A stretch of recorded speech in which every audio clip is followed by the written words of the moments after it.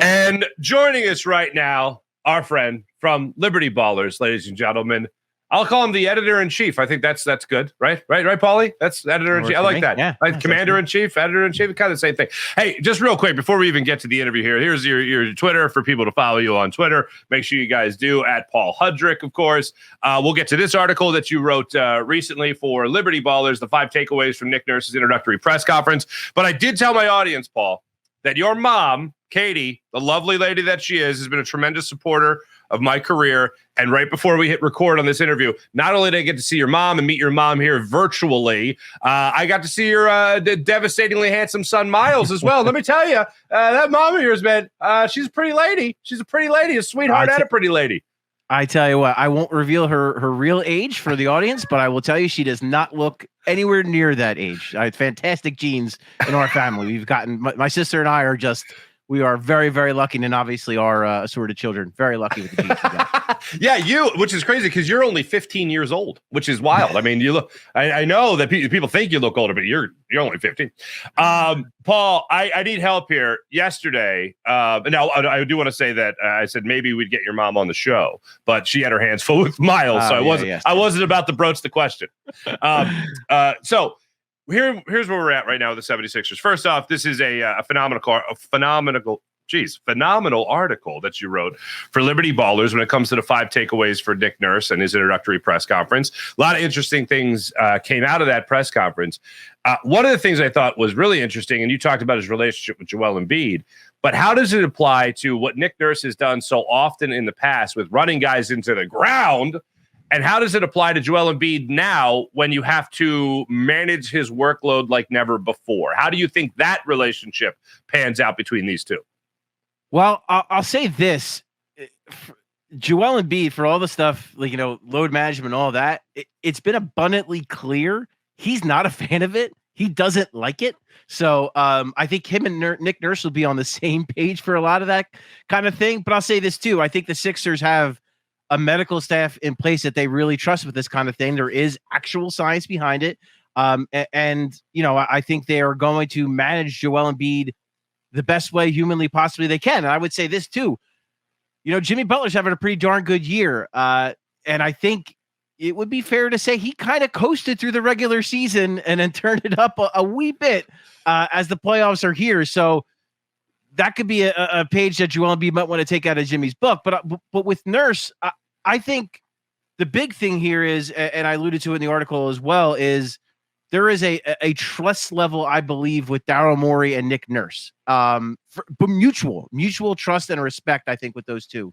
And I think that Morey also understands the value of the load management and how that could help Joel Embiid over the course of a 82-game season where, he's a guy who has an injury history. He's going to turn 30 years old here soon enough. And he's big. He's a big man. And we know historically that, those careers are shorter than others. So I think with all those things in mind, I think they're going to do what's best for Joel Embiid and what's best for the Sixers. So I'm not as worried about that. I guess I worry a little bit with James Harden if he is back because James Harden is a guy who I don't know what he finished in minutes, but it was way higher than he probably should have under Doc Rivers. And that's because he is a guy who does not like to sit out, does not like to take those load management days. And if he plays, he wants to play a lot of minutes. So that's where I'd have some concern. Fred VanVleet is a name that we hear as a possible replacement. You look at what the kind of load he kind of shouldered while he was with the Raptors under Nick Nurse and the injuries he sustained. And if there's a reason I have pause for assigning a Fred VanVleet, it is that he has an injury history, and a lot of that could be because he played a ton of minutes. So it's a double-edged thing though too, Mark, because I think like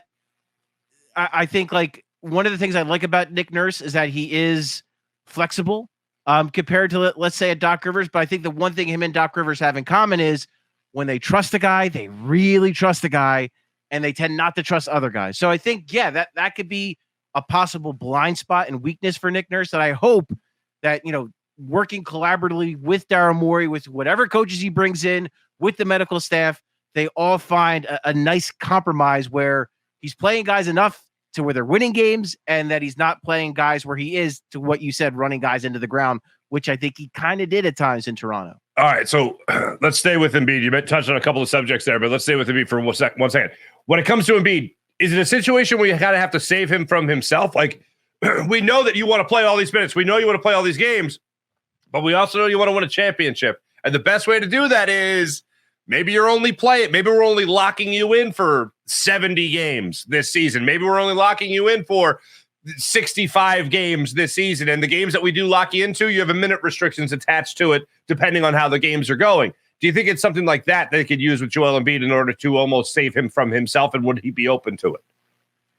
I think 65-ish is actually like that's where he's been around the last few years, and that feels like a pretty good number between 60 and 65. I know with some of the new rules with awards that might affect him in some regards, but he already won an MVP. He got his first team All-NBA.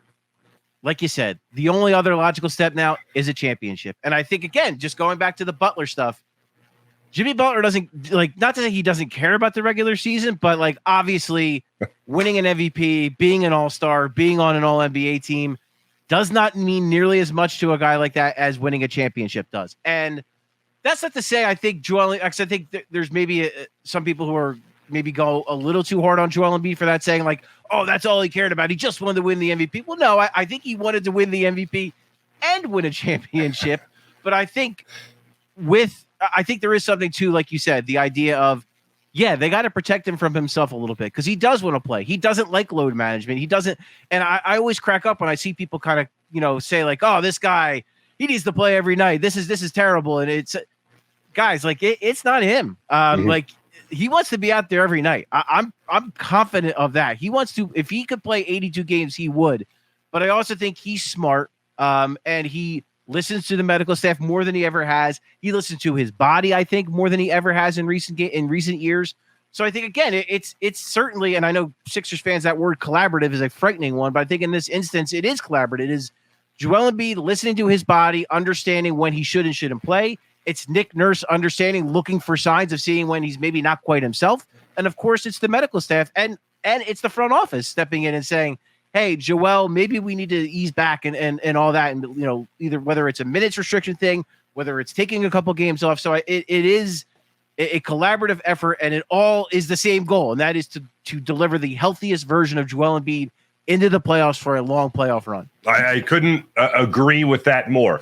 The last thing, and you do talk about this in the article as well, you do write about this in the article, Nikola Jokic. It's funny how the mob is so fickle, and I am in this mob as well, that goes from, to overemphasize it, Joker sucks, to, man, Embiid needs to be more like Joker. So is Nick Nurse's style of offense, he gets a lot of talk about his defense, but offensively speaking, can he take a little Joker's game and put it in Embiid and see a little bit more of that facilitating from the center spot, from the 5 spot? Can we see that? Do you think we see that from Nick Nurse and Joel Embiid with these two working together?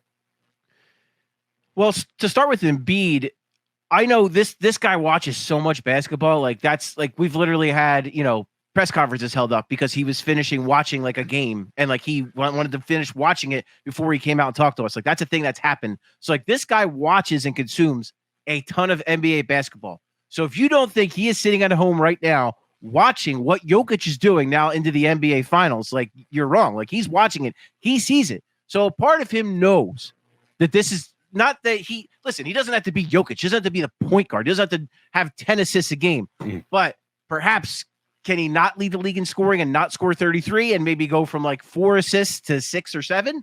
Yeah, I think that's completely reasonable. And I think part of it is him. Like you've seen over the years how much better he's gotten with dealing with double teams, playing from the elbow, playing out of the post, and kind of doing more stuff. And you saw the way the Nets were so audacious in the first round with their double and triple teams, and the way he handled it, I thought he handled it pretty well, actually. So yeah, I think from Joel's side of things, I think he knows that, and I think he can implement some of that into his game. And I think, yeah, with Nick Nurse, frankly, I mean, the Raptors offense, half-court offense, just hasn't been very good since Kawhi left. I mean, I think if you watch them, it's pretty evident. I think the numbers would back that up too. With all that said, he hasn't had Joel Embiid. And if James Harden comes back, he hasn't had James Harden. He hasn't even had Tyrese Maxey. Pascal Siakam, really good player. An all-star caliber player would be good on any other team in the NBA. But their half-court offense was really nothing to write home about under Nurse. So I am very curious to see what it looks like. Clearly he sold the Sixers on a plan to build around Joel Embiid and build things around him, I think offensively and defensively. So, I think Nurse was pretty upfront that he thinks that Joel Embiid is capable of this. And I believe to an extent he is as well. And I do think that could be, no matter if James comes back or not, I think that might be the Sixers' best path forward is Joel Embiid facilitating more, scoring a little less. All right. You mentioned the name James Harden a bunch of times already. So I'm going to ask you this for a prediction and then what you want to see happen as someone that would obviously like to see the Sixers do well. Just tell me yes or no which way you're leaning. Are you leaning to your prediction James Harden comes back, yes or no? I'm leaning towards he does, but he does come back. No sourcing, nothing, okay. No inside information to back that up. Just a feeling, just your because gut. with my gut, with where I think Daryl Morey is, with where James Harden is, with Nick Nurse openly saying he wants him to come back. I have a feeling it is they want to not quite run it back, but I think that they would like James Harden to come back. Okay. All right. So do you, as someone who would like to see this team do well, do you want to see James Harden back? Which way are you leaning right now? I am leaning more towards the bring James Harden back. And this is why I know, and a lot of people are not going to be happy. And I'll start it with this. All right, go for it. I 100% understand why people don't want to bring him back. I get it. That game 7 was horrendous. It was one of the most embarrassing losses I've seen in Philadelphia sports, which is saying so much because there've been a lot of those. But there's a flip side to this too. And I get the emotion of that game 7 and I get how bad it was. Think back to game 6, Mark. 5 minutes left in that game. I think it was 86-81. They very easily could have won that game and been in the Eastern Conference Finals if a couple shots go in. Now listen, it's not bad luck. They lost because they weren't the better team. The Boston Celtics were the better team. They won the 7-game series. No disputing that. But what I'm saying that is, and Morey put it this way in his press conference to end the season, they need to find a way to be 1 point better in one more game in that round. And then in order to go beyond that and hopefully win, 8 more games beyond that. So to me, if you bring James Harden back, do you want to give him that max deal? Of course you don't want to give him that max deal. You're going to try hard not to give him that max deal. But if you bring James Harden back, you make some other roster changes, you put Nick Nurse in over Doc Rivers, who I think we can all agree, Nick Nurse, an upgrade as a tactician, as a head coach over Doc Rivers, with those advantages, with the small roster advantages, with Nick Nurse as the advantage, that should give you enough to be a better team. Because the alternative of James Harden walking, and let's say you do some finagling and you bring a Fred VanVleet in, will you be competitive? Yes, you will be a very competitive basketball team because you still have Joel Embiid, you still have Tyrese Maxey, and you get a pretty darn good player in VanVleet. You'll be competitive. But in my opinion, you will not be a championship team. So to me, that's why I'm saying I lean towards, if I'm the Sixers, I'd want to bring James Harden back. All right. Now, I know everyone's still trying to figure out what the hell's going on with the CBA in terms of learning the language and everything. So I know it could be a bit confusing and convoluted, but is there any way that this helps the Sixers with the way that the money has to be spread out, talking about 2 stars versus 3 stars? Is there any way that helps with Tobias Harris or James Harden or Tyrese Maxey's rookie deal or anything like that? Like, what do you know about the CBA? Does it hurt or help the Sixers? I once described the NBA CBA as a Rubik's Cube from hell. So there's that. No, but I think it's like anything else. Like like all the details we've seen coming out, it really seems like it benefits the teams as opposed to the players. Okay. And it hurts the teams that really want to spend, who the Sixers, you would put them in that bracket of a team that wants to spend because that those tax aprons, man, like they really do punish teams if you go beyond. Like it costs a lot of money. The Warriors are a team that famously didn't care about the aprons, spending way over. They didn't care. They wanted to win a championship. Their ownership group was very aggressive in not caring about that kind of thing. They might care a little bit more because every team has a cutoff, right? Like, yes, I get all of these guys are billionaires. They have a lot of money. But everybody has a cutoff. You can't just spend endless money. So this might make those owners, that number might come down as far as the limit because of those. So that's kind of, big picture. Mm-hmm. That's the way I see it, is that it's going to hurt teams a little bit, or hurt players a little bit, and help teams, especially the lower market teams. Now, as far as the Sixers specifically, I know our Brian Toporek for Liberty Bars wrote a really good piece today outlining how it could help them move Tobias Harris, because now Tobias Harris suddenly is an expiring contract at a high number. So might somebody look to offload some smaller contracts that are for multiple years in order to gain flexibility next offseason? That's very possible. I know, like a team like the Dallas Mavericks, maybe they're a team that, they have Tim Hardaway Jr., they have Davis Bertans, they have multiple guys that have a couple years left but don't make as much money. And maybe they look to Tobias and say, hey, let's take a flyer on Tobias Harris for a year. And if it doesn't work out, oh, well, we have $40 million in cap space we can look to spend to help out Luka and Kyrie Irving. Now, the one thing you touched on that I thought was interesting too, it does seem like now this new CBA is leaving room for teams to have 2 stars and not 3. And that, again, that could potentially hurt the Sixers, because like you just talked about, Tyrese Maxey is eligible for an extension in July. Whether he gets it or not right now, I don't know. It would help the Sixers flexibility-wise if they waited and made him a restricted free agent. But at the same time, he could become an all-star this year, and then that pretty much guarantees he is getting that max deal. So it depends kind of on your perspective in that regard.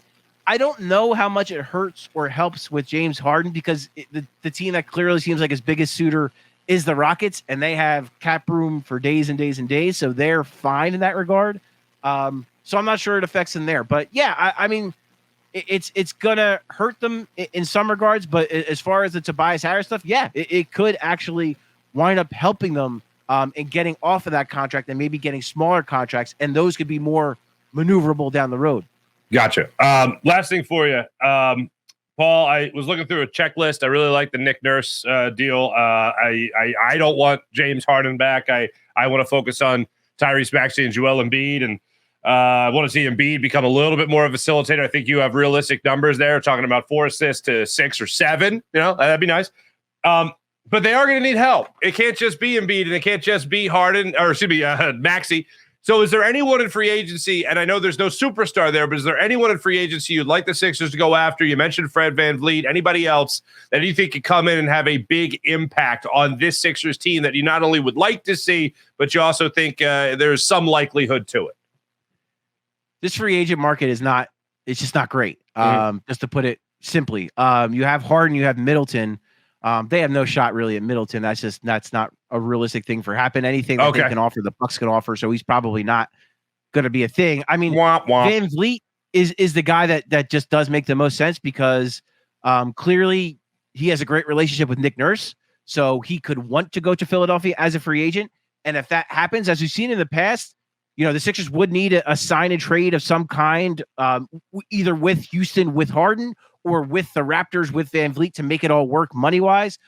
Or they can move off Tobias's money, and that could make things a little bit easier. But something would need to happen to make. But the bottom line is, in a situation like that, if a guy really wants to be somewhere, like if VanVleet really does want to be with the Sixers to play for Nick Nurse, to play next to Joel Embiid and Tyrese Maxey, it'll happen. Like, he'll make it happen. The sign and trade will happen one way or another.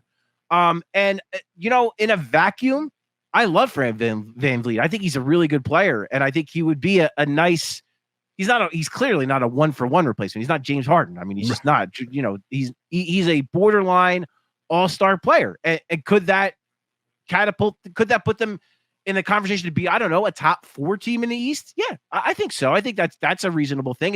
If VanVleet is his optimal self, the issue is I don't know that he is, because he has had injury issues in the past. I don't know what his contract's going to look like, how prohibitive that's going to be. I'm not as worried about his size. I know some people are, but I think him and Maxey in Nick Nurse's system, they can make it work. I think there is a path to that, especially with Joel Embiid protecting the rim. I think there is a way to do that.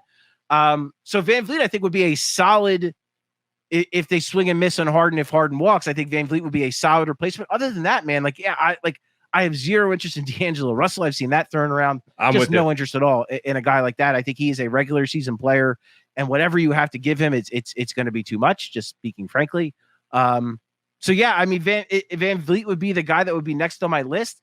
I mean, could you offer? It's going to depend how things shake out. Like if Harden does come back and they kind of re-sign the guys who are their own free agents, that might open up that non-taxpayer mid-level the taxpayer mid-level exception. And, could that could maybe open up to a guy like a Bruce Brown who's playing well for the Nuggets, but I think the Nuggets would very much like to have Bruce Brown back with how well he's playing.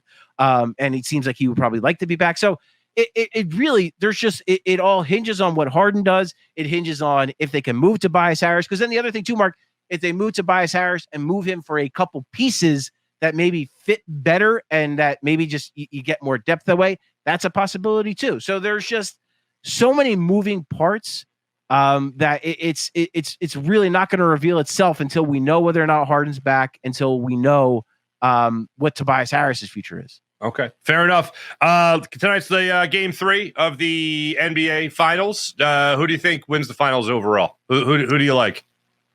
I still like the Nuggets, just because I think they're so deep, and I what Jokic does. I think what Miami's done against Jokic has been really smart, which is make him a scorer, which sounds crazy because the guy can score, but I think when he's scoring, it kind of does hurt their offense a little bit and bogs down their offense as a whole because he's such a good effective passer and because Denver has such good shooting.